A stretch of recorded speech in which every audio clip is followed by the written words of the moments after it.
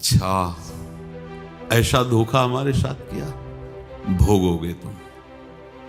ये जो निकलता है ना भोगोगे, ये अकाट्य होता है। क्योंकि किसी का भी हृदय, मान लो किसी भी जीव जंतु को आप कष्ट दें और उसका हृदय आह भर जाए, तो वो आह वज्र की लेख है, तुम्हें भोगना पड़ेगा। वो आह किसी की ना लेना जिंदगी।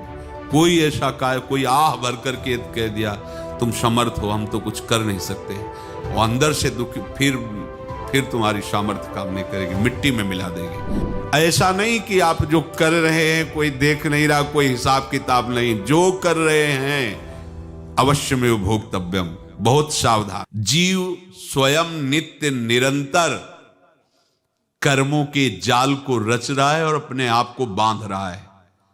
आपको मुक्त होना है, बंधना नहीं है। जीव का जन्म कर्मों के अनुबंध से होता है, कर्मों के बंधन से होता है, और उसको अपना ऋण चुकाना होता है। कर्मानुबंध ये बहुत सूक्ष्म विषय है। जैसे आप जिस परिवार में जन्म लिए हैं, तो उस परिवार के लोगों से आपका ऋण है, इसलिए उसी परिवार में आप आए हैं। और ऋणानुबंध उसको बिना चुकाए या बिना वसूल किए आप वहां से जाएंगे नहीं। आपको लेना है तो वसूल करना है, और देना है तो चुकाना है। ये पूर्व के जन्मों से निश्चित किया गया है। जैसे किसी के यहां पुत्र हुआ, जन्म से ही पैसा खर्चा शुरू हुआ, जो बड़ा हुआ तो उद्दंडता के द्वारा मार पूरे परिवार को क्लेश पर क्लेश देता चला जा रहा है। ये तुम्हारे कर्म का फल है। या ऐसे शक्तिहीन बुद्धिहीन ऐसे पागल पूरे जीवन सेवा करो, तुमसे अपना हिसाब चुकाने के लिए वो आया है। अब परिवार के जो सदस्य जुड़े आके, मतलब पत्नी आते ही पूरी हृदय में आनंद, परिवार में आनंद, और जीवन भर वो आनंद ही सुख देने के लिए उसका जन्म हुआ। वो अपना ऋणानुबंध मुक्त, और आते ही भयंकर क्लेश खड़ा कर दिया, बीच में दीवाल और झगड़ा वैसा, फिर अतरे दिन मारपीट शुरू, कलह अशांति, पूरा जीवन नरक हिसाब करने आए। यहां ऋण चुकाए बिना कोई जा नहीं सकता, ऋण चुकाना पड़ेगा। किसी का ऋण वसूल करना है तो किसी को ऋण चुकाना है, दोनों काम करने होते हैं। अनेक जन्मों में अनेक लोगों के साथ हमने जो बर्ताव किए हैं, अच्छे या बुरे, वो होंगे। अब किसी आदमी को हम जानते नहीं, अचानक मिला, अचानक टक्कर लगाओ, मार पीट गाली गुप्ता सब कर दिया, चुपचाप सह लो। क्यों? ये आपका हिसाब है, पूर्व का हिसाब। हमारा उससे कोई द्वेष नहीं, कोई संकल्प नहीं। अचानक घटना घटी और हमसे द्वेष करने लगा, हमें पीटने लगा, हमें गालियां दे, ये हिसाब है, चुपचाप सह जाओ। अपने घर का भाई ही भारी दुश्मन बन गया और क्लेश हिसाब है। एक प्रभुदत्त ब्रह्मचारी जी की वाणी में पढ़ा था, एक महात्मा जी भ्रमण करते थे, तो उस समय असरफियां चलती थी, मोहरे असरफियां, तो उनको भेंट में देते लोग। तो या तो ठाकुर सेवा में लगे तत्काल, या संत सेवा में तत्काल लगे, उसका संग्रह करके डोलना ये ठीक नहीं है बैरागी के लिए, सिद्धांत में ये ठीक नहीं है। तो जब 2, 4, 6, 8 ऐसे मोहरे हुई, तो उन्होंने विचार किया कि और भ्रमण करके जब काफी मोहरे हो जाएंगी तो प्रयागराज में जब कुंभ पड़ता है, एक बार पूरे सब अखाड़े के संतों को, अलग अलग संप्रदाय सब संतों को बुलाएंगे और सबको पुआएंगे। अब साधु है तो यही विचार करेगा, और क्या विचार करेगा। तो उन्होंने ऐसे डंडा बनवाया, बेंत, जो ऊपर से चूड़ीदार और भीतर पोला, और मोहरे उसमें डालते गए। और भ्रमण, जहां जहां श्रद्धालु भगत सबके यहां जाना और इच्छा रखना कि एक मोहर तो दे दे दक्षिणा में। कामना कोई भी हो वो बांधती ही है, ध्यान रखना। इसीलिए प्रभु जो चाहे वो करे, अपनी चाह नहीं रखनी चाहिए, अपनी चाह प्रभु की चाह में मिला देनी चाहिए। धीरे धीरे वो छड़ी भर गई भ्रमण करने वाले महात्मा चूड़ी लगाई, इंतजार करते रहे। जब प्रयाग का कुंभ पड़ा तो चले। तो रास्ते में एक गांव में पूछा जाता है, जैसे कहीं रुको कि कोई श्रद्धालु ऐसा है जो संत सेवी है। तो कुछ लोगों ने बताया, हाँ एक परिवार है बहुत संत सेवी है और आपको मिलाते हैं उनसे। आइए महाराज, घर में रुका, खूब अच्छा हलवा पूड़ी पवाया और जो घर के मालिक थे चरण दबाए। चरण दबाते दबाते उनकी दृष्टि पड़ी उस डंडे पे। इतना मोटा और ऊपर से कुछ चूड़ी सी भी नजर आ रही, इस डंडे में तो कोई रहस्य है ही है। अब महात्मा जी को खवा पिला के सुला दिया। महात्मा जी जब सो गए तो पत्नी से धीरे से कहा, वो डंडा लाओ बाबा जी का। डंडा, वो चूड़ीदार जो ही खोला पलटाया तो सैकड़ों मोहरे। ऐसे संत रोज पधारे भगवान, तुम आनंद हो जाए फिर क्या। पत्नी से कहा, नाप के कंकड़ लाओ। वो तो महात्मा जी तो खाए खीर पूड़ी, आराम से सो रहे। रात में पूरी प्लानिंग करके उसमें कंकड़ भर के चूड़ी लगाकर सिराने रख दिया, सारी मोहरें हटा ली। महात्मा जी आराम से छड़ी उठाए तो वजन पक्का। वैसे बड़े लोग चतुर होते हैं, पर ये नहीं जानते कि कर्म कितना भयानक होता है। और उनकी कोई संतान नहीं थी, पर धन में इतना प्रेम उनको था। बहुत सावधान। साधु महात्माओं के पास जो अर्थ है, गृहस्थी अगर आता वहीं से है, पर अगर उसको जोर जबरदस्ती या किसी छल कपट से, तो वो उसका विनाश ही करता है। आज तक का प्रमाण है। अब उनको ये भाव पता नहीं होगा, या पता होगा तो लोभ के कारण वो उसको मान नहीं पाए होंगे। महात्मा जी गए प्रयाग में, किसी अखाड़े पर रुके और वहां प्रार्थना की कि कल जो है संपूर्ण अखाड़ों का निमंत्रण किया जाए और सब संतों को भोग पवाया जाए, उनको दक्षिणा भी दी जाए। महंत ने सोचा कि बहुत बड़ा है तो उत्सव है, क्योंकि प्रयाग में कितने हजारों संत महात्मा सब। तो उनका महाराज बोरों इसमें चीनी और टीनों घी लगेगा, सब व्यवस्था। बोले आप मंगाइए, एक एक हिसाब हम करेंगे, हमारे पास सब व्यवस्था है। बोले कुछ तो पहले दे दो, वो इकट्ठे देंगे हम। उनको था कि अगर हम छड़ी खोला और दो चार मोहरे दी, किसी को पता लग गया तो गड़बड़ हो सकती। बोले हम भंडारे के समय आखिरी में सब कुछ आपको दे देंगे। ठीक है। वो अपने पास से पैसे लगाकर खूब जितना सामग्री सब लाए, लाखों की, और सब संतों को निमंत्रण कर दिया। संत जन निमंत्रित हो गए, भंडारा बन रहा है। तब वहां के महंत है और उनका देखो भंडारा भी बन रहा है, संतों को निमंत्रण। अब आप अर्थ की व्यवस्था कीजिए, क्योंकि इतनी बड़ी हमारी सामर्थ्य नहीं थी जितना हमने किसी तरह हमने व्यवस्था की। अब मुझे अर्थ चाहिए, तभी आगे की व्यवस्था बढ़ेगी। संतों को दक्षिणा देंगे और जिनसे अर्थ लिया उनको दे। देखो रसोई बन गई है सब। उनका छत में विश्वास नहीं तो ये अभी चूड़ी खोली। उनको तो था ना कि मोहरे हैं, कंकड़। तो अब जैसे कितना उनको सदमा लगा होगा, हजारों संतों का निमंत्रण, रसोई बन, मतलब संत हो के छल कपट। तो उनका महाराज आपने तो हमारा नाश कर दिया, जो महंत थे। अब बताओ रसोई बन गई, संत निमंत्रित हो गए और आप ये कंकड़ दिखा रहे हैं हमको। आपने तो हमें बर्बाद कर दिया, हमारी इतनी सामर्थ्य नहीं थी, आप पहले बता देते। संत होकर ऐसा छल कपट। अब वो बोले तो क्या बोले, क्योंकि उनको पता था कि मोहरे हैं इसमें। अंदर से उनका चिंतन गया उसी सेठ के पास, अच्छा ऐसा धोखा हमारे साथ किया, भोगोगे तुम। ये जो निकलता है ना भोगोगे, ये अकाट्य होता है। क्योंकि किसी का भी हृदय, मान लो किसी भी जीव जंतु को आप कष्ट दें और उसका हृदय आह भर जाए, तो वो आह वज्र की लेख है, तुम्हें भोगना पड़ेगा। वो देखो भीष्म जी को भोगना पड़ रहा है ना। सांप को ऐसे धनुष की नोक से उठाया और बंबूल के कांटों के ऊपर फेंक दिया, कई दिन तक सेदा हुआ, वो आह भर करके मरा। तो आपको 6 महीने बाणों की सैया पर आह किसी की ना लेना जिंदगी में। कोई ऐसा कोई आह भर करके कह दिया तुम समर्थ हो, हम तो कुछ कर नहीं सकते।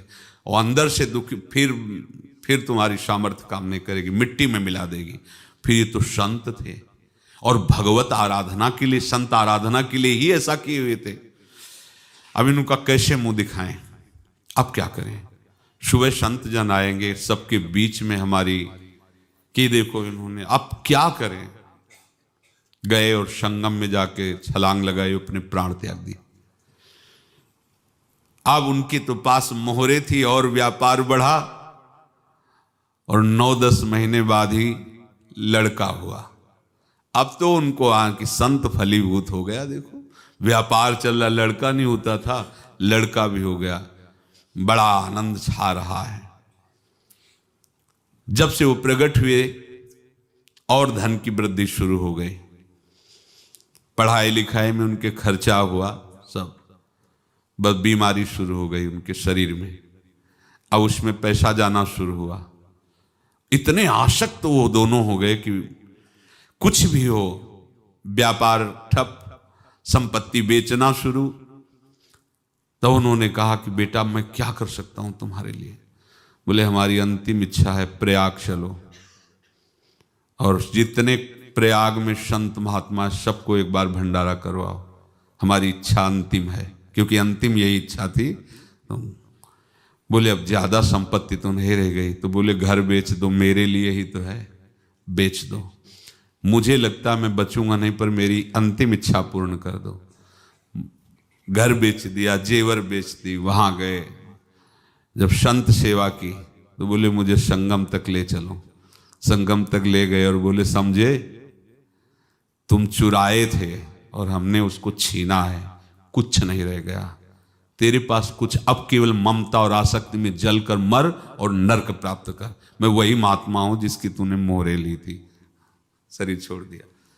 महात्मा को जन्म लेना पड़ा और इनको दुर्गति भोगनी पड़ी।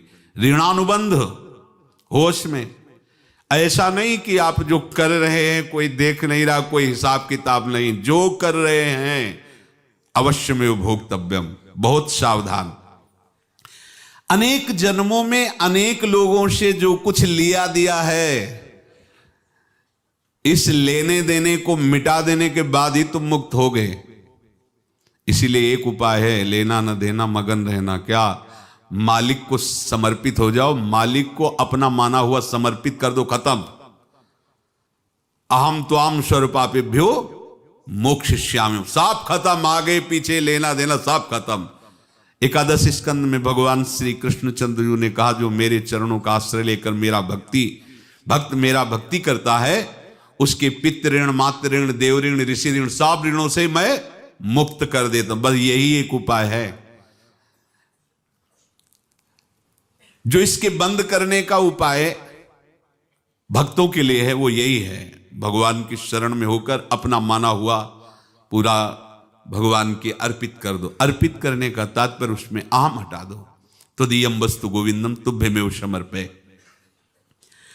जिनसे तुमने सेवा करवाई है उनकी सेवा करनी पड़ेगी, जिनसे तुमने जो कुछ लिया है उनको देना पड़ेगा। ये लेने देने का व्यापार जब तक समाप्त नहीं होगा तब तक तुम्हारा जन्म मरण चलता रहेगा।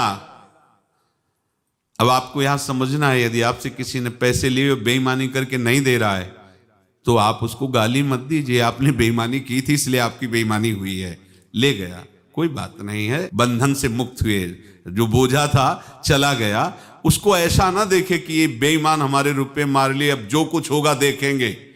अगर आप आगे नया कुछ करते हैं तो फिर आगे का हिसाब आपको भोगना पड़ेगा, ध्यान रखना। ऐसा नहीं है कि आपको भोगना नहीं पड़ेगा। एक ही उपाय है कि अब जो शरीर धारण किए इसी में जो भोग ले, आगे ना होना चाहिए। तो क्या करे? सर्वतो भावेन भगवान की शरण ले ले। ये तो सर्वाणि कर्माणि मयि सन्न्यस्य मत्पराहा अनन्ये नैव योगेन माम ध्यायन्तु उपासते तेषाम् अहं समुद्धर्ता मृत्यु संसार से। ये बड़ा कठिन है पार होना, कोई छोटी मोटी बात है। एक महात्मा बाल्यावस्था से भजन करते थे, शालिग्राम भगवान पास रखते थे और उन्हीं की आराधना करके बस पाठ, नाम, जप और भ्रमण करते थे। यौवन अवस्था थी, गंगा जी के किनारे अपने ठाकुर को विराजमान करके स्नान करने के लिए कपड़ा ही उतार रहे थे कि 90 लोग आ गए, भाला तलवार सब ले, मारो मारो इसको मारो, घेर लिया। तो उन्होंने हाथ जोड़कर कहा हमने क्या अपराध किया, कोई सुन ही नहीं रहा। तो उन्होंने कहा मार तो डालोगे ही आप 90 लोग, हम कोई अस्त्र शस्त्र तो लिए नहीं, एक बार हमें गंगा में डुबकी लगा देने दो और अपने ठाकुर को स्नान करा देने दो, फिर इसके बाद आप मार देना। भगवत इच्छा से वो लोग रुक गए, स्नान किया और अंदर से प्रार्थना की, प्रभु ये क्या लीला है आपकी, आपके सिवा मेरा कोई है नहीं और ये मुझे मारना चाहते हैं। तो भगवान ने जानते हो क्या कहा उनके अंतर में, तुम मेरे में ध्यानस्थ हो करके शरीर को छोड़ो, ये लोग मारेंगे। ये मेरे भजन का फल है कि तुम्हें 90 जन्म नहीं लेना पड़ेगा, एक ही जन्म में 90 मिलके, तुमने 90 हिंसा की थी पूर्व में, तो तुम्हें 90 बार जन्म लेना होता और एक एक करके मारते। ये मेरे भजन का प्रताप है कि एक बार में ही 90 का हिसाब हो जाएगा। तुम आंख मूंदो, मेरे ध्यान में मगन रहो, मेरे प्रताप से तुम्हें कोई चोट नहीं होगी और स्वाभाविक मूर्छावस्था में प्राण तुम्हारे छूट जाए। ऐसा ही हुआ, ऐसा हुआ। तो ये बात समझ लो कि ये जो कर्मानुबंध है, ऋणानुबंध है। अब देखो, अगर शाप महात्माओं ने दिया कि तुम्हारे वंश का इससे विनाश होगा, तो भगवान भी परम धाम जा रहे तो उसी कील से, बाण की नोक में जो मछली लील गई थी छोटा कण, उसी से की नोक बनाई और उसी नोक को प्रहार किया। भगवान के श्री चरण में वही बाण की नोक लगी और भगवान ने स्वीकार किया ना। भगवान का बड़ा लीला विचित्र है। अगर छुप करके उधर रामावतार में बात, तो इधर ऐसे स्वीकार किया है भगवान ने। ऐसा कहीं नहीं दिखाया कि मैं भगवान हूं तो मैं अपने लिए, ऐसा नहीं दिखाया। नारद जी का हित किया पर नारद जी ने श्राप दिया तो भगवान ने स्वीकार किया। बंदरों ने ही सहायता की, जैसा बोले थे वैसा। ये लीला इस शरीर में भोगनी पड़ेगी। हाँ, ज्यादा को कम में भुगता देंगे, पर अब अगला शरीर ना मिले इसके लिए सर्वतो भावेन भगवान के आश्रित हो जाए। जैसे आपने दुकान फैला रखी है तो उसमें दो काम होते हैं, लेना और देना। किसी को उधार दिया है तो हमें उसे लेना है, और कोई नगद देकर सामान ले रहा है तो उसे सामान देना है, या उधार लिया है तो हमें उधार देना है। अब अगर दुकान बंद करनी है तो तुम्हें देने वालों पर जोर देना है, लेने वालों पर जोर नहीं। लेने वाला तो जाओ हम क्षमा किया, समर्पित किया, हमारा कोई संबंध नहीं, खत्म हो जाए, वो खुशी हो जाएगा। लेकिन देने वाला तुम अगर दुकान भी उठा दोगे तो जहां भी रहोगे तुम्हारे पास वो आएगा, लाइए हमारा। तो देने पर नजर रखिए, जिसका जिसका हिसाब है वो आपके सामने आता जाए, हटाते जाओ। लेने पर नजर मत रखिए और दुकान फौरन उठा दीजिए, नहीं अगर लेते देते रहे तो चलता रहेगा। आगे चलकर कुछ लेना न देना, मगन रहना बस अपने प्रभु के चिंतन में। अब हम कैसे जाने कि किसको क्या देना है, हमें क्या पता? तो हम पूरा हिसाब जिनको पता है उनको दे देते हैं, समझ रहे हो? उनको पता है क्या लेना है क्या देना है, तो इनके पास पहुंच गए या सरकारी हिसाब से सब बराबर कर देंगे। हमको अपनी जिम्मेवारी इनकी चरणों में समर्पित कर देना है, तभी हम जीवन मुक्त होंगे। ये रहस्य की बात है। प्रभु कह रहे हैं यस्य सर्वे समारंभाः काम संकल्प वर्जिताः ज्ञानाग्नि दग्ध कर्माणं तमाहु पंडितम बुधाः। जिसके संपूर्ण कर्मों के आरंभ संकल्प और कामना से रहित हैं, तथा जिसके संपूर्ण कर्म ज्ञान रूपी अग्नि से जल गए हैं, उसको ज्ञानी जन भी पंडित कहते हैं, बुद्धिमान कहते हैं। पूज्य श्री भाई जी महाराज कह रहे हैं जैसे वहां ज्ञानाग्नि से दग्न कह रहे हैं, तो अपने वृंदावन वासियों का प्रेमाग्नि से सब कर्म संस्कार दग्न होते हैं। जिस समय आपके हृदय में भगवत प्रेम का प्रादुर्भाव होगा तो लेश मात्र कभी तुम्हें दुख नहीं भोगना पड़ेगा।